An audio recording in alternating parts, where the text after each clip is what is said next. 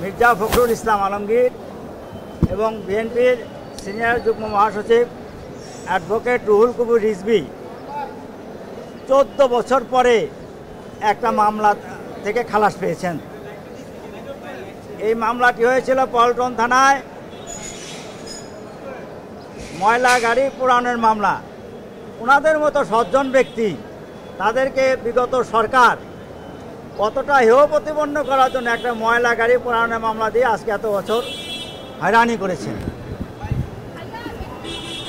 আমি দুঃশাসনের সময় যেভাবে সাজানো এবং মামলায় মানুষকে হয়রানি করেছে, অসুস্থ অবস্থায় উনি হাজিরা দিয়েছেন, চলতে পারেন না, তারপরও আদালতে আসতে হয়েছে।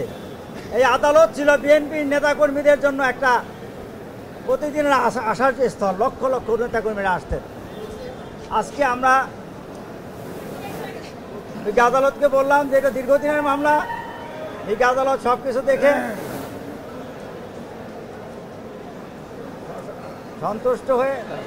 সন্তুষ্ট হয়ে জনাব মির্জা ফখরুল ইসলাম আলমগীর ও অ্যাডভোকেট রুহুল কবির রিজভী সহ 8 জনকে এই মামলা থেকে খালাস দিয়েছেন।